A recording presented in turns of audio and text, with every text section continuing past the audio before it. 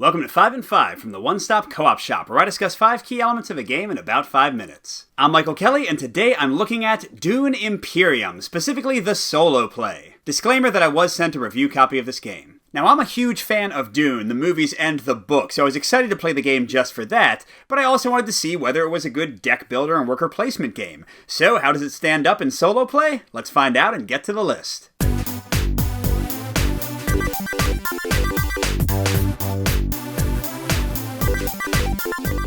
And I'm going to start by focusing on the theme of the game for my number 5, and it ends up a bit of a mix for me, although leaning pro. And usually I don't talk about this, but again, the theme and kind of the Dune name is so important here that I think it's worth mentioning. And even though this is, in the end, a worker placement game, I think a lot of the things make sense. Like, all the spaces on the board do what you would expect them to. They kind of have all of the main groups represented. I like how you're kind of currying favor with different factions. I like the kind of intrigue and the sudden surprise attacks in the conflict. The cards match up, like Duncan Idaho does what you expect he would do. Paul Atreides has an ability that in some ways matches what he would do. It's not exciting. It's not like it's a thematic game, but I can see the thematic idea of each action and each card, so it's pretty good for the type of game it is. For my number 4, I'm going to talk about the AI, because remember, this is a solo review, and specifically them putting out their actions and taking their turns.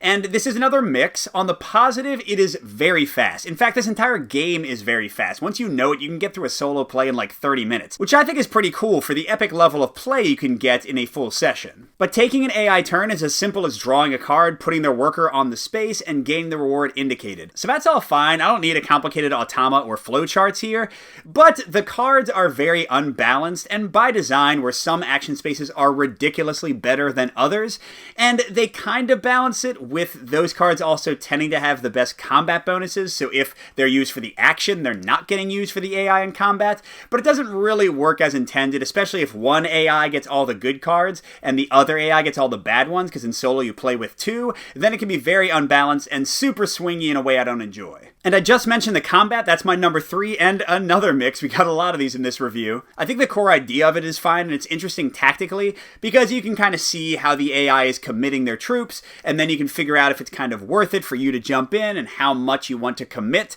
and then you don't know exactly how much strength they're going to have, so there's a lot of nice tension there, and kind of push your luck in terms of how much you want to spend. But like with my last point, in solo play with the AI, this can just feel too swingy, not just because of the combat bonus cards the AI gets, which could give them nothing or a whole bunch. It kind of feels like Scythe combat, which I've never loved, but also because of the previous swinginess from the action spaces, because you could commit a lot, and then suddenly they drop in 4 or 5 or 6 troops because of a lucky action space, and it could be a swing of 4 victory points out of 10 to win the game. I don't know, it just feels a little too swingy again, at least in solo play. But I'm finally going to get to a full-on pro, a big one, and that's the core worker placement mechanic in the game.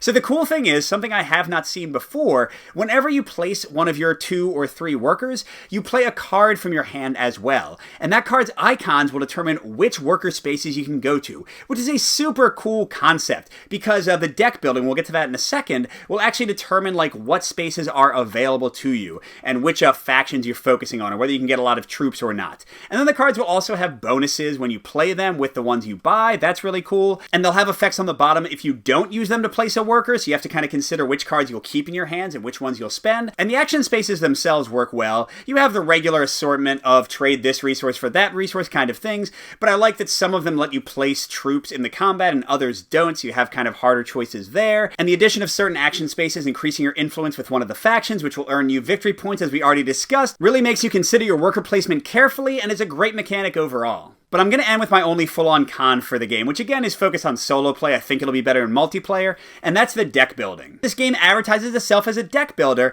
and the thing is, at least in solo play, you're going to do so little deck building.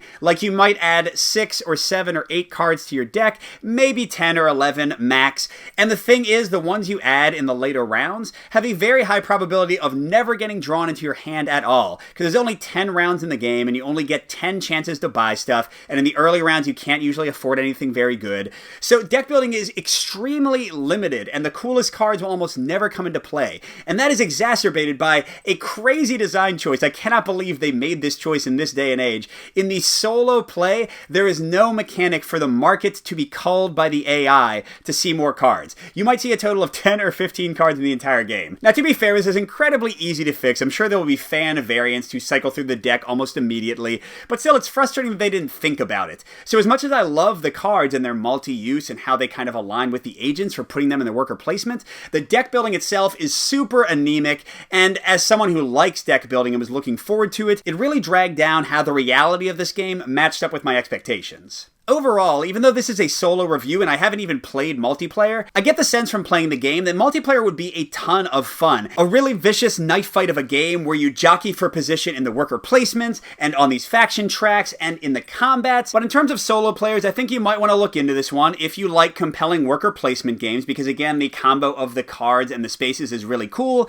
If you like simple automa, this one will definitely serve you well. It plays fast and smooth. But on the other hand, you might want to avoid this one if you're looking for an amazing Dune theme. It does a pretty good job, but it's not going to excite you. If you don't like swinginess in solo games, man, this one is going to hit you hard in a lot of ways, so I might be careful there. And the big warning, if like me, you're looking for a great solo deck building experience, this is not going to fit the bill. I would definitely avoid it in that case. If you'd like to see a full solo playthrough in action, click the link that just popped up. Good gaming, and I'll see you at the next stop.